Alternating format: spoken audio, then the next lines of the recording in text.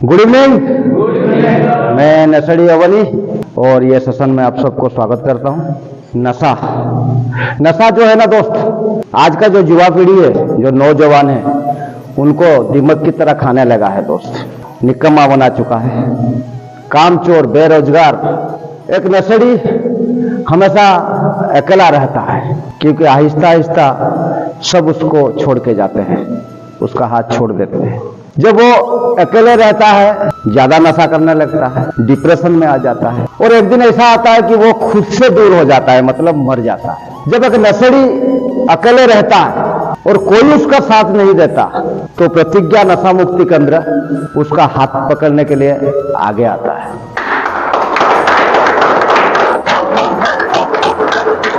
और जब वो उसको या एक भाई की तरह, एक दोस्त की तरह, एक रिलेटिव की तरह उसको यहाँ अपने पास लेके आता है, उसी दिन से उस नशेड़ी का एक नया सवेरा और आहिस्ता आहिस्ता यहाँ पे योगा, मेडिटेशन, काउंसलिंग से उसको एक नया रास्ता मिलता है नशे से दूर आके फिर से नया जिंदगी बसाने का। आज एक टॉपिक, तो ज्यादा दिमाग लगाना विनाश का कारण होता है। ज्यादा समझदारी, ज्यादा बुद्धि कहीं पे लगाना कभी कभी विनाश का कारण भी हो सकता है। ये बारे में आज हम लोग यहाँ पे चर्चा करेंगे। उससे पहले मैं बोलता हूँ, हमेशा की तरह, ना कोई मैं मोटिवेशनल स्पीकर हूँ, ना कोई बिजनेस कोच हूँ, ना कोई एंटरप्रेन्योर हूँ, बस मैं एक नशेड़ी हूँ दोस्त। आज 13 साल से रिकवरी जिंदगी जी रहा हूँ, नशे से दूर हूँ और मेरा जिंदगी बदल गया है दोस्त। मैं आज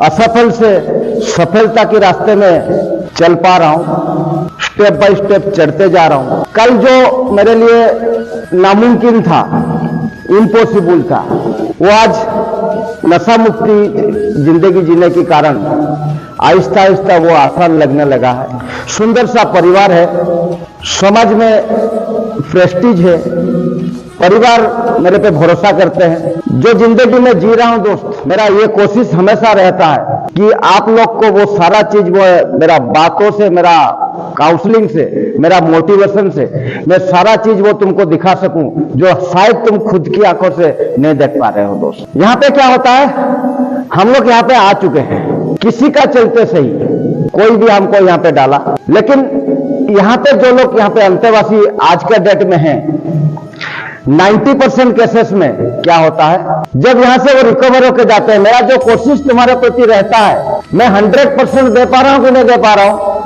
ये सब नो। मैं मेरा जितना मेरे से कोशिश हो पा रहा है, जितना मैं मेरा एफर्ट तुम्हारे प्रति दे पा रहा हूं, मैं कोशिश कर रहा हूं कि 100% मैं दे पाऊं और तुमको एक नया जिंदगी का सपना दिखा पाऊं, तुम्हारा माइंड में कुछ ब्लूप्रिंट बना पाऊं। जो जिंदगी तुम अभी जी रहे हो, सबका लगभग 50% of your life is already gone, जा चुका है दोस्त। और जो हाफ टाइम तक तुम्हारा पिक्चर है, जो इंटरवल तक तुम्हारा पिक्चर है, वो सुपर डुपर फ्लॉप है दोस्त। अदरवाइज मत लीजिएगा, प्रोडक्टिविटी होके ये बात को समझिए डीपली, ये सीरियसली जा चुका है। जो 50% हमारा लाइफ का गया है, हम असफल हैं, क्योंकि बुद्धि तो हमारे पास भी है। कौन कौन यहाँ पे ऐसे हैं जो खुद को समझदार समझते थे? थोड़ा हाथ उठाएंगे भाई कि मैं समझदार हूं भाई। हम लोग भी इंटेलिजेंट है, हम लोग भी समझदार है, हमारे पास भी भगवान बुद्धि दिया हुआ है, लेकिन हो क्या रहा है हमारी जिंदगी में एक्चुअली? क्यों हम असफल हैं? हमारे एज का लड़का आज सफल नहीं है क्या? ये सब नो। अगर हमारा एज का लड़का वो सफल बन गया है, हम उसी जगह पे पड़े हुए हैं, वो हमारे सामने टकट कर चुका है, तो हमारा बुद्धि गलत रास्ते पे है। अगर एक जगह यहाँ पे एक फसल हो रहा है, बस उस जमीन का बगल में हमारा जमीन है, उसका फसल अच्छा उग रहा है, बढ़िया पैदा है, फसल अच्छा दे रहा है, लेकिन हमारा जो जमीन में हम लोग फसल नहीं उगा पा रहे हैं, तो प्रॉब्लम कहाँ है? हमारा खेती के टेक्निक में। बस वही है ना, अगर हम अपने टेक्निक को सुधार देंगे फिर तो उसी का जैसा फसल हमारा भी हमारे जमीन पे हम लोग को मिलने लग जाएगा। ये सुनो, बस बुद्धि, सारा खेल यहीं पे है दोस्त। जो भी आज का डेट में अमीर बना है, अपना बुद्धि और एफर्ट दोनों लगा के बना है।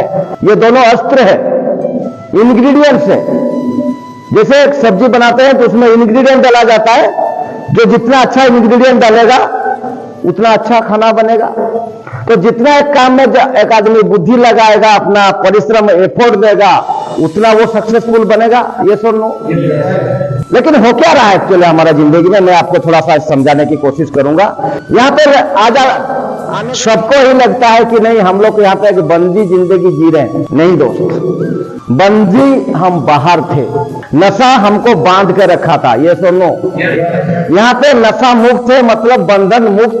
यह बात को पूरा 100% समझ लेना है। मैं कोशिश करता हूं तुमको समझाने की, और थोड़ा एफर्ट तुम भी दो, बुद्धि स्विच अप करो। बस यहाँ पे एक ही चीज का रिक्वायरमेंट है कि थोड़ा कुछ दिन के लिए अपना माइंड, अपना बुद्धि को यहाँ पे स्विच अप करने की जरूरत है। बस जो रास्ता मैं तुमको दिखा रहा हूं, जो ज्ञान मैं तुमको दे रहा हूं, शायद अगर उसी रास्ते पे तुम अगले जिंदगी में चलोगे तो आज जैसे मैं सफलता के रास्ते पे हूं, डेफिनेटली तुम भी वही सफलता के रास्ते में आ जाओगे, और भगवान करेगा मेरे से बेहतर आ जाओगे दोस्तों।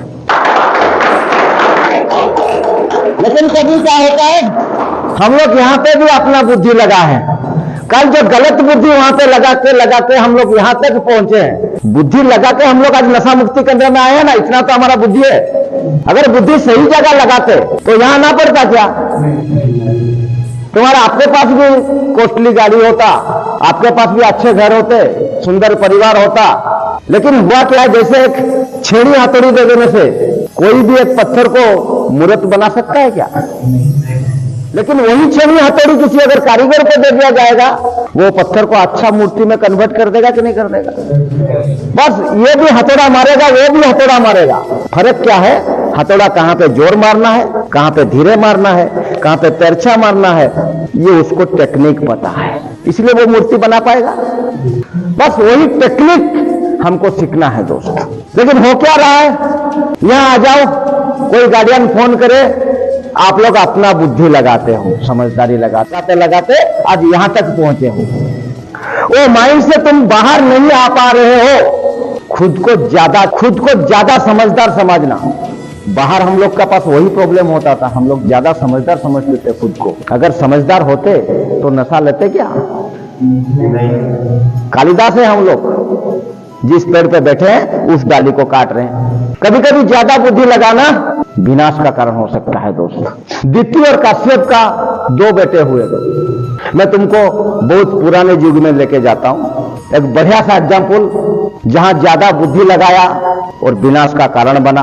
दिति और काश्यप का 2 पुत्र थे, एक का नाम हुआ हिरण्याक्ष, दूसरा हिरण्यकश्यप। हिरण्याक्ष ने क्या किया, धरती को समुद्र के अंदर ढकेल दिया। तो हाहाकार मचा, विष्णु जी ने अवतार लिया और समुद्र से धरती को निकाला और हिरण्याक्ष का वध किया। बाकी बचा कौन? हिरण्यकश्यप।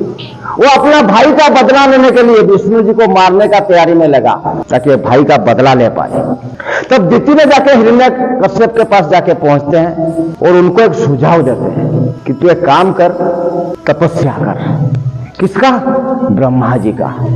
घोर तपस्या, ताकि ब्रह्मा संतुष्ट हो जाए, और उनसे अमरता का वरदान मांग ताकि तू कभी मरे नहीं। हिरण्यकश्यप ने वही किए, जाके घोर अरण्य में, वन में जाके ब्रह्मा जी का तपस्या की। और इतना बड़ी कड़ी तपस्या थी, ब्रह्मा जी को प्रसन्न होकर आना पड़ा और पूछ रहे हैं हिरण्यकश्यप, मांग, तेरे तपस्या से मैं खुश हूं, मांग क्या मांगना चाहता है? ना प्रभु, मुझे अमरता का वरदान दो। तो ब्रह्मा जी बोलते हैं वो मेरा हाथ में नहीं है, मैं तुमको वो वरदान नहीं दे सकता, दूसरा कुछ मांगना है तो मांगो। हिरण्यकश्यप क्या किया? बुद्धि लगाया, जितना समझदारी लगा सकता था उतना लगाया, लगाता गया। पहले बोला कि ऐसा करो भगवान, ना कोई मैं कभी घर के अंदर मरूं या घर के बाहर। ब्रह्मा जी बोले तथास्तु। ना कोई मुझे इंसान मार सके या जानवर, ना मैं अस्त्र से मरूं ना शस्त्र से, तथास्तु। ना मैं कभी आसमान में मरूं या धरती पे, तथास्तु। बुद्धि लगाता गया। ना मैं दिन में मर सकूं या रात में, तथास्तु। अपना बुद्धि लगाया। और शास्त्र ही बोलता है, जिस दिन हिरण्यकश्यप का वध हो रहा था, घोर आकाशवाणी हो रहा था, उस दिन नृसिंह अवतार लिए प्रभु ने। आकाशवाणी ये हो रहा था, देख मूर्ख, ना तुझे इंसान मार रहा है या जानवर, ना तो घर के अंदर है ना घर के बाहर, चौखट में तुझे मारा जा रहा है। ना तो आसमान है या धरती पे, जंग पे है। ना तुझे कोई इंसान मार रहा है या जानवर, ना ये दिन है ना रात है, शाम का टाइम तुझे मारा जा रहा है। ज्यादा बुद्धि लगाना कभी कभी विनाश का कारण भी हो सकता है। यहां पे तुम लोग वही कर रहे हो। मैं उसी दिन से तुमको ये लिख के रखा हूं कि ज्यादा दिमाग लगाना कभी कभी विनाश का कारण हो सकता है। बाहर जो बुद्धि लगाते थे यहां पे भी वही बुद्धि लगा रहे हो। चेंजेस क्या है? यहां पे बदलने के लिए आए हो ना। क्या बदलाव तुम में है? क्या चेंजेस तुम में है? कभी खुद को सवाल किया?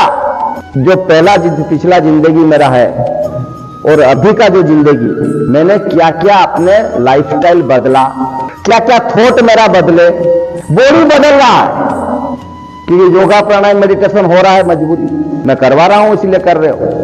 माइंड कितना चेंज हुआ, थॉट कितना चेंज हुआ।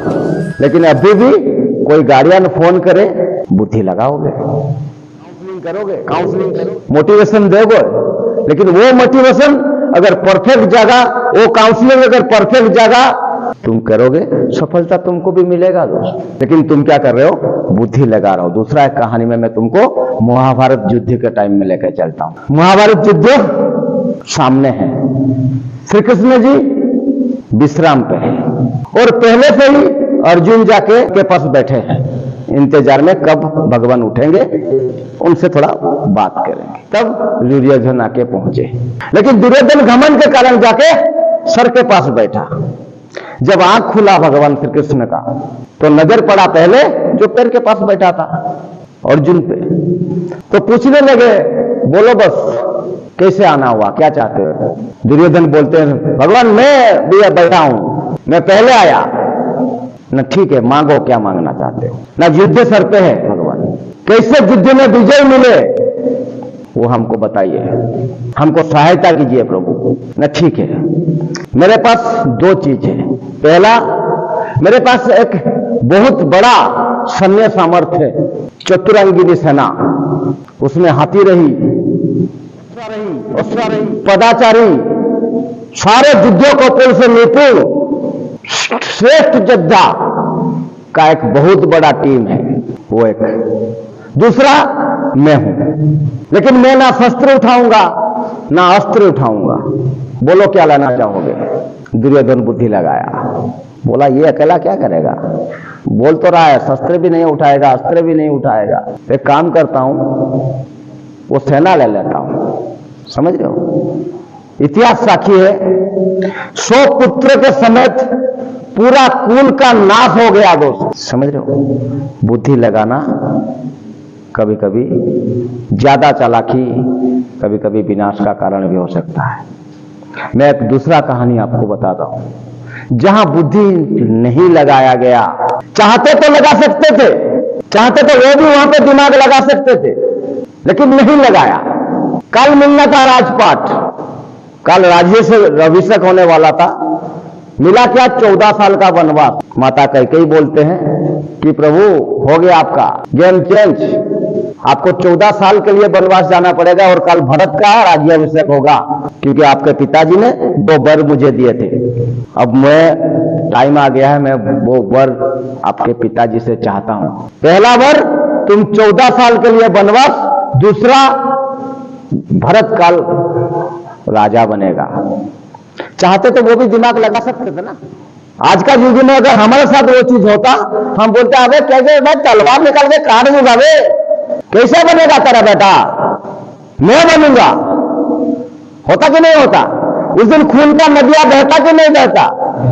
लेकिन वहां पे राम जी सिर्फ 3 वर्ड बोले, माता जी कब जाना है। पिताजी वर दिए हैं, पितृ का वार कर रक्षा करना, पितृ का जो प्रतिज्ञा है, जो उनका संकल्प है, उसको रक्षा करना बेटा का भी दायित्व। बस इतना ही बोले कि मां कब जाना है। 14 साल पिकनिक मनाने के लिए नहीं गए थे, नंगे पैर, बीच में भरत भी जाके उनका जो कठोर भी लेके आ गया। 14 साल का घोर वनवास था, खुशी खुशी बिना बुद्धि लगाए वहां पे 14 साल वनवास के बाद जब अयोध्या लौटे, पूरा अयोध्या उत्सव मुखर था। गए थे रामचंद्र बन के, और जब वन से रिटर्न आए, मर्यादा पुरुषोत्तम श्री रामचंद्र जी बन गए थे।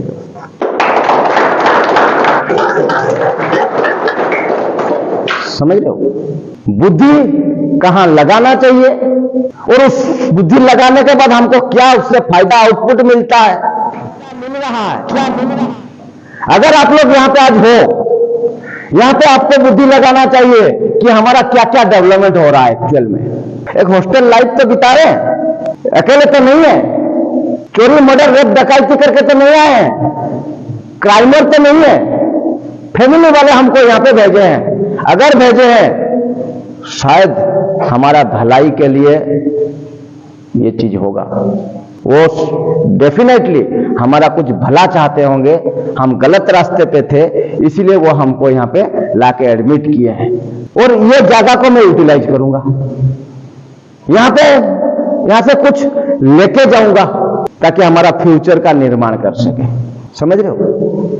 लेकिन हम लोग क्या करते हैं, गलत बुद्धि लगाते हैं कि जल्द से जल्द यहां से कैसे निकले, कैसे घर वाले को काउंसलिंग करें कि मैं ठीक हो गया हूं, कल पूजा है, मेरा इतना EMI बाकी है, मैं कल बहुत बड़ा मेरा काम था वो कंप्लीट करना है।